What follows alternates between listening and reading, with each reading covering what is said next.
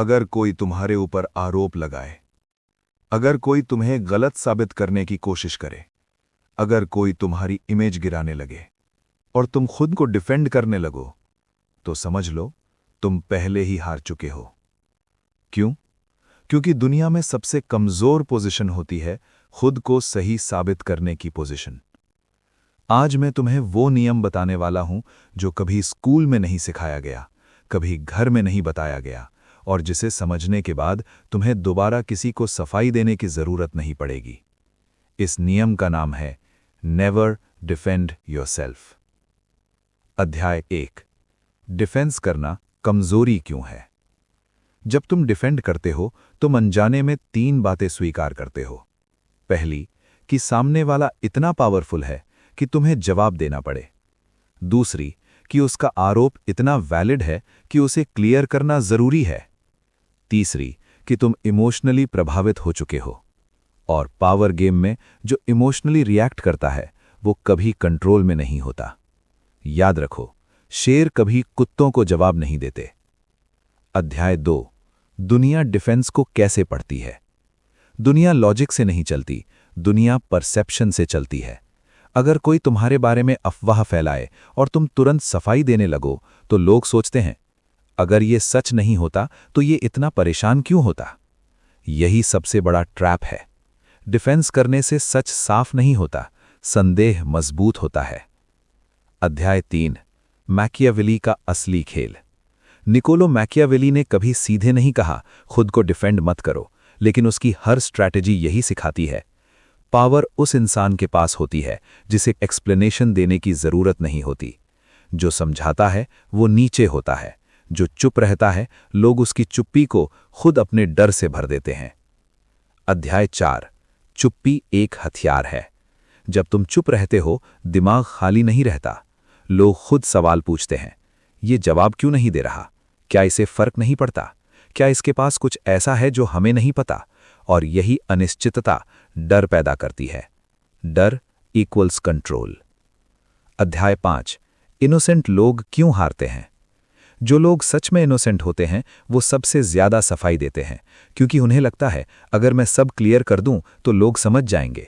लेकिन दुनिया जज नहीं करती, दुनिया रिएक्शन जज करती है, और इनोसेंट का इमोशनल रिएक्शन उन्हें कमजोर दिखाता है। अध्याय 6।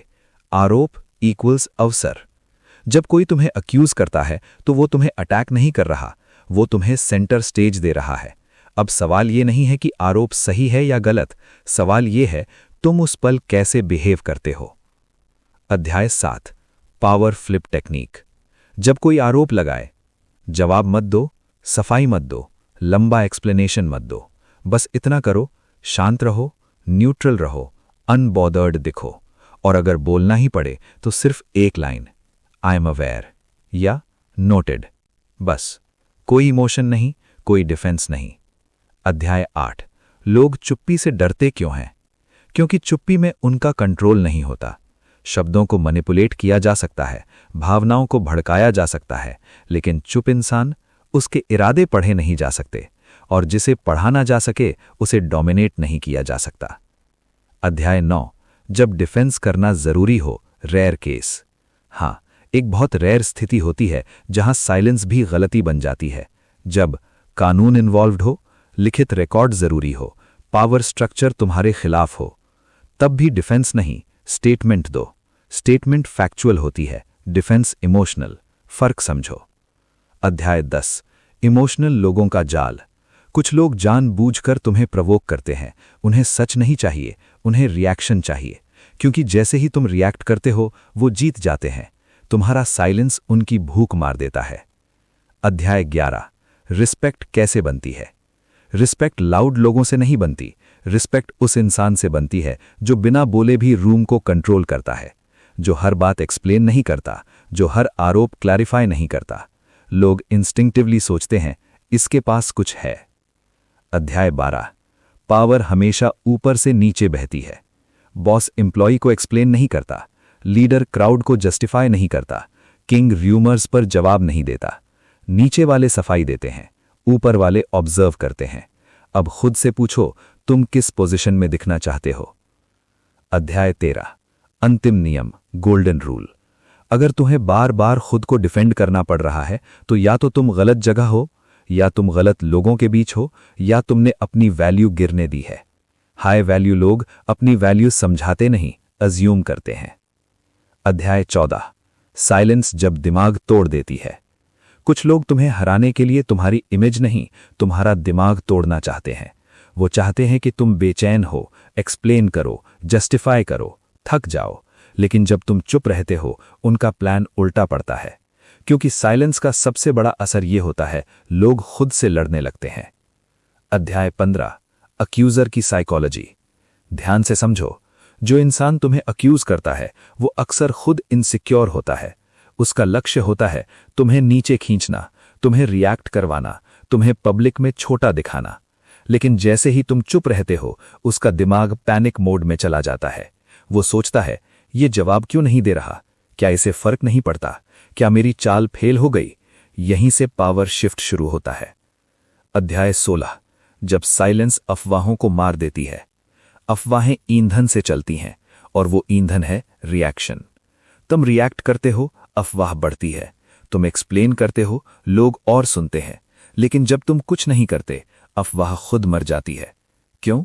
क्योंकि ड्रामा बिना रिस्पॉन्स के जिंदा नहीं रह सकता। अध्याय 17, साइलेंस नॉट इक्वल्स वीकनेस, गलतफहमी। कमजोर लोग चुप नहीं रहते, कमजोर लोग डर के कारण बोलते हैं। साइलेंस तब डेंजरस होती है जब वो चॉइस हो, मजबूरी नहीं। शांत चेहरा, धीमी आवाज, सीधी आंखें, ये संकेत देते हैं मैं कंट्रोल में हूं, और कंट्रोल इक्वल्स पावर। अध्याय 18, पावर लोग कैसे जवाब देते हैं। हाई पावर लोग कभी ये नहीं कहते मैं ऐसा नहीं हूं, मुझे गलत समझा गया, मैं एक्सप्लेन कर देता हूं। वे कहते हैं that's your interpretation, you are free to believe that, I have nothing to add. इन वाक्यों में अग्रेशन नहीं, अथॉरिटी होती है।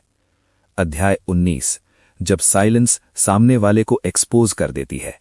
जब तुम चुप रहते हो तो सामने वाला ज्यादा बोलने लगता है।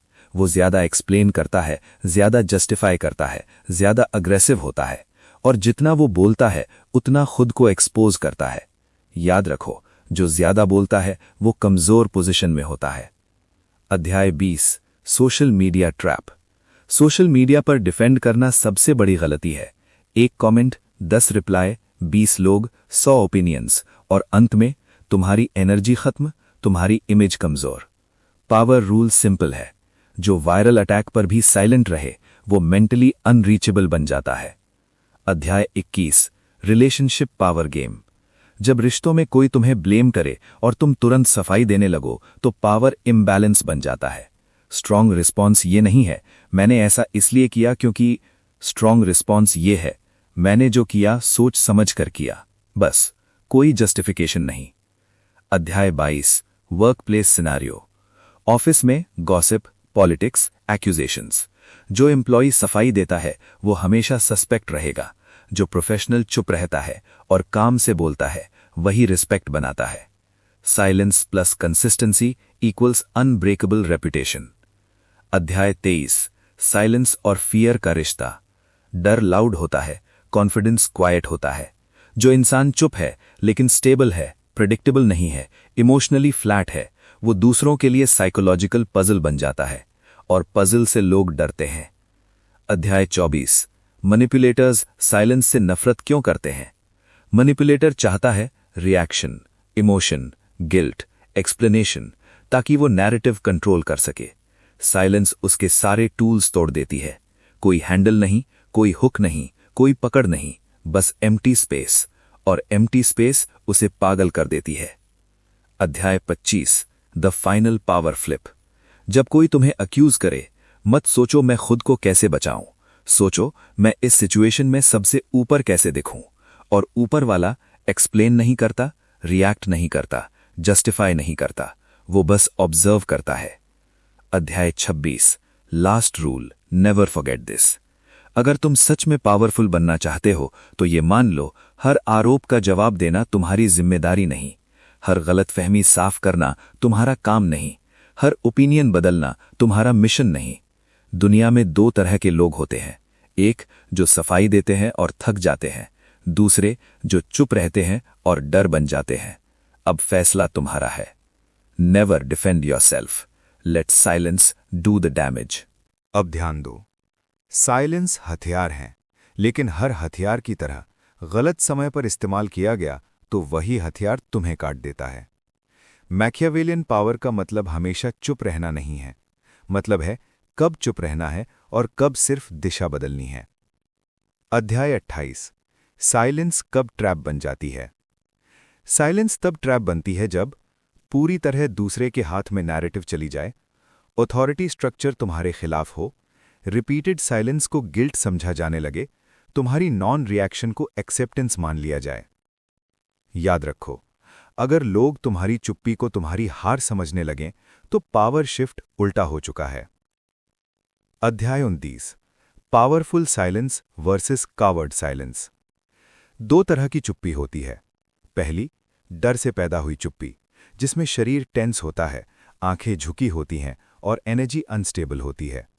दूसरी, चुनी हुई चुप्पी, जिसमें पॉस्चर स्ट्रेट होता है, आवाज स्टेडी होती है और प्रेजेंस भारी होती है। लोग फर्क नहीं सुनते, महसूस करते हैं। अध्याय 30, जब सामने वाला साइलेंस को अटैक करे। अब खेल बदलता है। मैनिपुलेटर कहेगा, बोल क्यों नहीं रहे, कुछ कहने को नहीं है। चुप रहना भी एक जवाब होता है। यही वो पल है जहां नाइव लोग टूट जाते हैं। मास्टर रिस्पॉन्स, मैं बोलने से नहीं, अपनी एक्शन से डिफाइन करता हूं। बस, no defence, no emotion, direction shift. अध्याय 31, साइलेंस का अपग्रेड, स्ट्रेटेजिक फ्रेमिंग। जब चुप्पी काम न करे तो अगला लेवल है फ्रेमिंग। डिफेंस नहीं, एक्सप्लेनेशन नहीं, बस रियलिटी को एक लाइन में फ्रेम करना। उदाहरण, मुझे जो कहना था मैं कर चुका हूं, बाकी बातें इररेलेवेंट हैं। ये डिस्कशन प्रोडक्टिव नहीं है। फ्रेम बदलते ही पावर तुम्हारे हाथ में आ जाती है। अध्याय 32, लीगल और कॉर्पोरेट सिचुएशन, डेंजर जोन। यहां ध्यान बहुत जरूरी है। लीगल, कॉर्पोरेट या पब्लिक स्क्रूटनी में एब्सोल्यूट साइलेंस भी खतरनाक हो सकती है। रूल याद रखो, साइलेंस नहीं, स्टेटमेंट दो। इमोशन नहीं, फैक्ट्स दो। डिफेंस नहीं, रिकॉर्ड बनाओ। स्टेटमेंट ठंडी होती है, डिफेंस गर्म, और गर्म चीजें जल्दी जलती हैं। अध्याय 33, साइलेंस को कब तोड़ना चाहिए। साइलेंस तब तोड़ो जब तुम नैरेटिव रीगेन करना चाहते हो, सामने वाला झूठ एस्टैब्लिश कर रहा हो, फ्यूचर कॉन्सिक्वेंसेस इरिवर्सिबल हों या पावर वैक्यूम बन रहा हो। लेकिन तब भी पूरी कहानी मत सुनाओ, बस एक पत्थर फेंको और पानी को हिलने दो। अध्याय 34, the one line rule. High power लोग पूरे पैराग्राफ नहीं बोलते, वे एक लाइन बोलते हैं जो बाकी लोगों को 10 दिन सोचने पर मजबूर कर दे। उदाहरण, मुझे जो कहना था मैं कर चुका हूं, बाकी बातें इररिलेवेंट हैं। ये डिस्कशन प्रोडक्टिव नहीं है। कम शब्द इक्वल टू ज्यादा वजन। अध्याय 35, इमोशनल प्रेशर टेस्ट। असली टेस्ट तब आता है जब तुम सही हो, लेकिन फिर भी साइलेंट रहो। यहीं ईगो चिल्लाता है, सबको सच बता दो, लेकिन पावर कहती है, सबको नहीं, सिर्फ सही जगह। याद रखो, हर बैटलफील्ड पर लड़ना स्ट्रैटेजी नहीं होती। अध्याय 36, silence plus movement equal to fear. सबसे डेंजरस कॉम्बिनेशन है, तुम साइलेंट हो लेकिन स्टैग्नेंट नहीं हो। तुम मूव कर रहे हो, ग्रो कर रहे हो, अपग्रेड हो रहे हो। लोग देखते हैं, ये कुछ कह नहीं रहा लेकिन रुक भी नहीं रहा। यही चीज उन्हें अंदर से तोड़ देती है। अध्याय 37, फाइनल मैकियावेलियन लॉ। मैकियावेली की असली शिक्षा ये है, पावर उस इंसान के पास होती है जो खुद को एक्सप्लेन नहीं करता, लेकिन जब बोले पूरी डायरेक्शन बदल दे। अब आखिरी बात याद रखो, हर साइलेंस पावर नहीं होती, हर जवाब कमजोरी नहीं होता। पावर होती है चुनाव। तुम कब चुप रहोगे, कब बोलोगे, कितना बोलोगे और किसके सामने बोलोगे। जो ये जान गया, उसे कभी खुद को डिफेंड करने की जरूरत नहीं पड़ेगी। अध्याय 38, नैरेटिव असल में होता क्या है। ध्यान से समझो, लोग सच से नहीं जीते, लोग कहानी से जीतते हैं। जो कहानी कंट्रोल करता है वही रियलिटी कंट्रोल करता है। और सबसे बड़ा झूठ यह है कि कहानी को शब्दों से ही तोड़ा जाता है। नहीं, सबसे ताकतवर नैरेटिव बिना शब्दों के गिरते हैं। अध्याय 39। बोलकर नैरेटिव तोड़ने की गलती। जब तुम बोलकर किसी झूठी कहानी को तोड़ने जाते हो, तुम अनजाने में उसे दोबारा जिंदा कर देते हो। क्यों? क्योंकि तुम उसे रिपीट करते हो, तुम उसे अटेंशन देते हो, तुम उसे इंपॉर्टेंस देते हो। याद रखो, जिस चीज को तुम जस्टिफाई करते हो, तुम उसे लेजिटिमेट बना देते हो। अध्याय 40। Silence plus evidence equal to death blow. Narrative को मारने का पहला नियम है, सफाई मत दो, डिबेट मत करो, बस दो चीजें करो, साइलेंस और कंसिस्टेंट एविडेंस। एविडेंस मतलब steady actions, repeatable results, unchanged behaviour. लोग खुद कंपैरिजन करने लगते हैं। कहानी कुछ कह रही है, लेकिन रियलिटी कुछ और दिखा रही है। यही नैरेटिव क्रैक होता है। अध्याय 41। रेप्यूटेशन एक धीमा हथियार है। रेप्यूटेशन कोई एक इवेंट नहीं, रेप्यूटेशन एक पैटर्न है, और पैटर्न बयान से नहीं, व्यवहार से बनता है। जब तुम्हारा बिहेवियर काम, स्टेबल, प्रिडिक्टेबल रहता है और कहानी अग्रेसिव, इमोशनल, लाउड होती है, तो न्यूट्रल ऑब्जर्वर्स खुद फैसला कर लेते हैं। तुम्हें कुछ कहने की जरूरत नहीं पड़ती। अध्याय 42। Third person shield. Master level strategy सुनो। कभी भी खुद अपनी तरफ से नैरेटिव मत तोड़ो। नैरेटिव हमेशा तीसरे लोग तोड़ते हैं। तुम्हारा काम चुप रहना, कंसिस्टेंट रहना, एक्सेसिबल रहना, ओवर अवेलेबल नहीं। जब लोग खुद बोलते हैं, ये वैसा नहीं लगता, ये तो काम है, ये तो नॉर्मल बिहेव कर रहा है, समझ लो लड़ाई तुम जीत चुके हो। अध्याय 43। टाइम सबसे क्रूर हथियार। झूठ इम्पेशेंट होता है, सच पेशेंट होता है। फॉल्स नैरेटिव चाहता है तुरंत रिएक्शन, तुरंत केओस, तुरंत कोलैप्स। जब तुम समय खींचते हो, झूठ खुद ही कमजोर होने लगता है। लोग भूल जाते हैं, अटेंशन शिफ्ट हो जाती है, नई कहानी आ जाती है, और पुराना झूठ बिना दुश्मन के मर जाता है। अध्याय 44। Visibility control. नैरेटिव को तोड़ने का एक गुप्त नियम है, हर जगह दिखो मत, लेकिन गायब भी मत हो। Over visibility equal to target, total absence equal to guilt assumption. Perfect position, limited presence, calm public image, zero emotional posts. लोग देखते हैं, ये ड्रामा में नहीं कूद रहा, पर हाइड भी नहीं कर रहा। यही एम्बिग्विटी झूठ की ताकत खा जाती है। अध्याय 45। Success as a counter narrative. सबसे ब्रूटल तरीका, upgrade, level up, grow publicly, win silently. जब तुम्हारी लाइफ आगे बढ़ती दिखती है और नैरेटिव पीछे अटका रहता है, तो नैरेटिव हास्यास्पद लगने लगता है। लोग सोचते हैं, अगर ये सच होता तो ये यहां तक कैसे पहुंचा। बस कहानी वहीं मर जाती है। अध्याय 46। एनिमी की गलती का इंतजार। फॉल्स नैरेटिव फैलाने वाला खुद को रोक नहीं पाता। वो ओवर एक्सप्लेन करेगा, ओवर रिएक्ट करेगा, ओवर अटैक करेगा, और हर एक्स्ट्रा वर्ड उसे एक्सपोज करता है। तुम्हें कुछ करने की जरूरत नहीं, बस देखो। पावरफुल लोग दुश्मन को गलती करने देते हैं। अध्याय 47। The one action rule. जब नैरेटिव बहुत आगे निकल जाए और कोई एक मूव जरूरी हो, तो शब्द नहीं, एक एक्शन करो। उदाहरण, एक प्रोफेशनल डिसीजन, एक लीगल स्टेप, एक विजिबल बाउंड्री। एक्शन बोलता नहीं, अनाउंस करता है। अध्याय 48। अंतिम चेतावनी। नैरेटिव तोड़ने की जल्दी मत करो। जो जल्दी करता है वो डर दिखाता है, जो इंतजार करता है वो कंट्रोल दिखाता है, और कंट्रोल हमेशा परसेप्शन जीतता है। अब ये समझ लो, हर झूठी कहानी तुम्हारे जवाब से नहीं मरती। कुछ कहानियां तुम्हारी चुप्पी, तुम्हारी स्थिरता और तुम्हारी तरक्की से मरती हैं। मैकियावेलियन शक्ति चिल्लाती नहीं, वो इंतजार करती है, और सही समय पर पूरा खेल पलट देती है। Never defend yourself, outlive the लाई।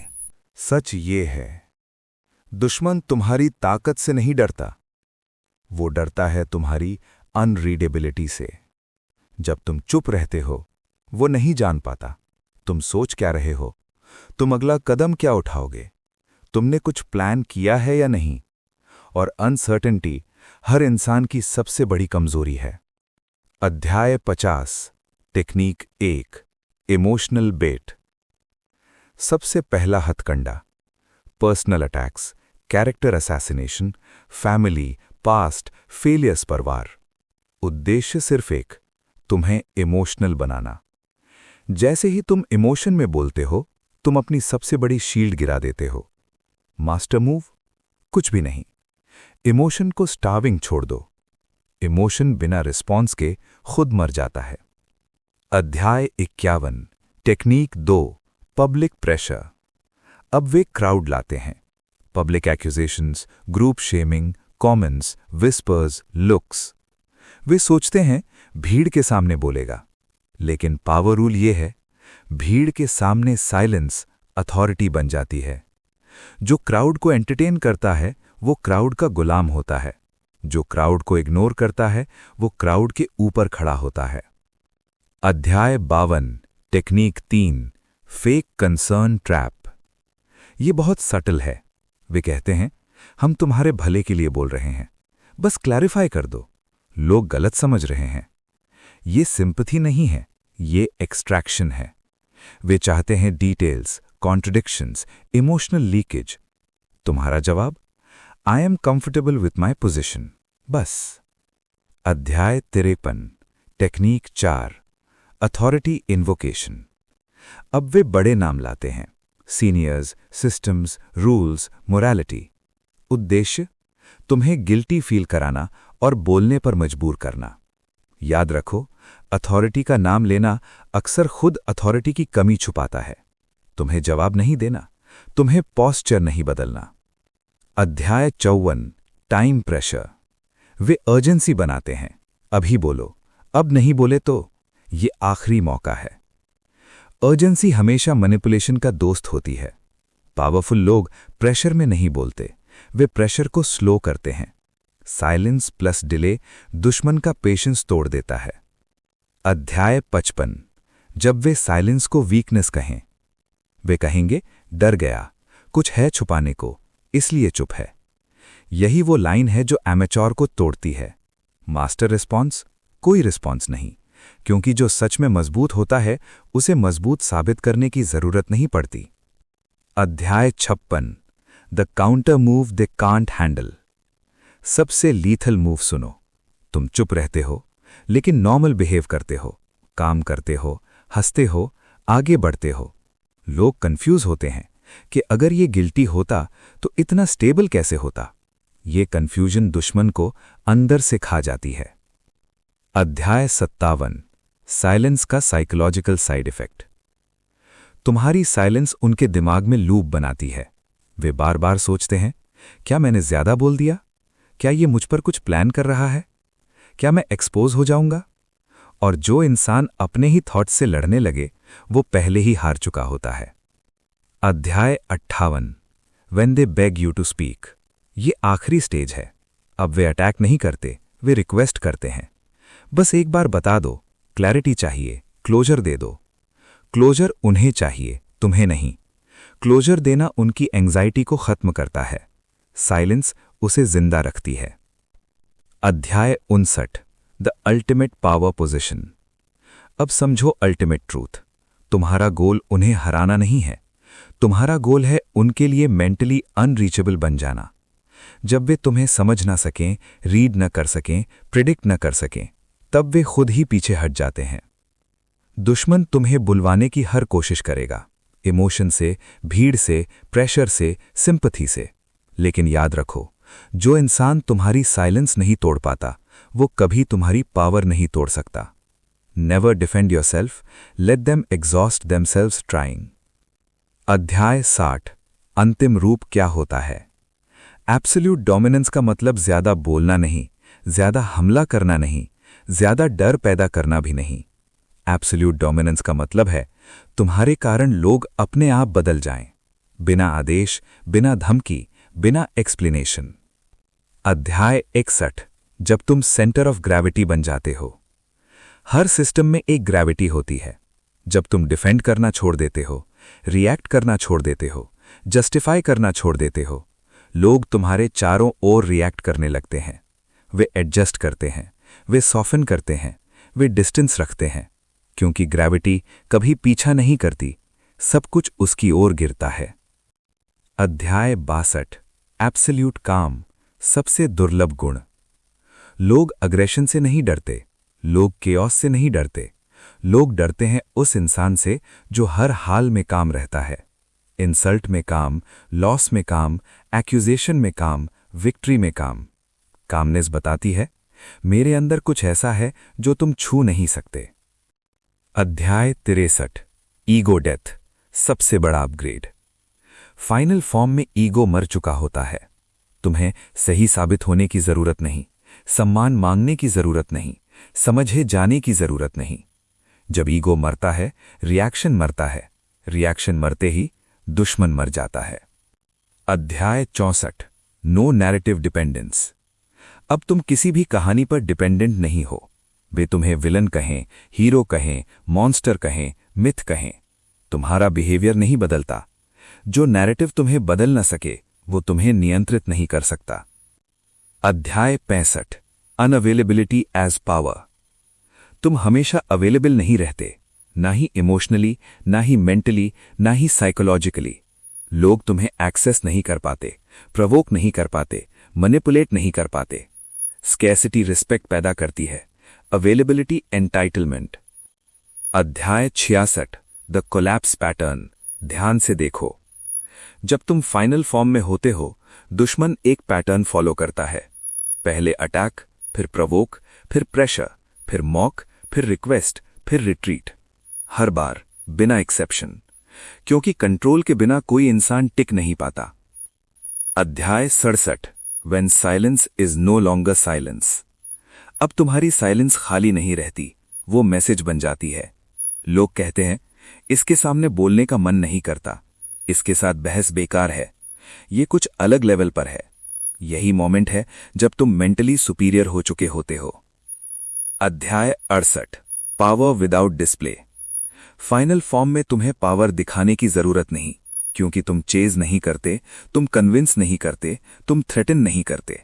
तुम बस एग्जिस्ट करते हो और एग्जिस्टेंस ही स्टेटमेंट बन जाती है। अध्याय 69 the final law never break this. अगर कभी भी तुम्हें लगे कि तुम्हें एक्सप्लेन करना पड़ रहा है, रुक जाओ। अगर लगे कि तुम्हें जस्टिफाई करना पड़ रहा है, पीछे हटो। अगर लगे कि तुम्हें प्रूव करना पड़ रहा है, लेवल चेंज करो। Explanation leakage, justification weakness, proof insecurity. अंतिम सत्य, तुम्हें पावरफुल बनने के लिए किसी को हराने की जरूरत नहीं, बस इतना कर लो कि कोई तुम्हें हिला न सके। जो इंसान इमोशनली अनरीचेबल है, साइकोलॉजिकली अनरीडेबल है, बिहेवियरली कंसिस्टेंट है, वो पहले ही जीत चुका होता है। अंतिम एब्सोल्यूट एंडिंग। अब ये समझ लो, तुम्हारी ताकत तुम्हारी आवाज में नहीं है, तुम्हारी ताकत तुम्हारी सफाई में नहीं है। तुम्हारी ताकत है तुम्हारा काम, तुम्हारी क्लैरिटी, तुम्हारा कंट्रोल। और जब कंट्रोल तुम्हारे पास हो, तुम्हें खुद को डिफेंड करने की जरूरत नहीं पड़ती।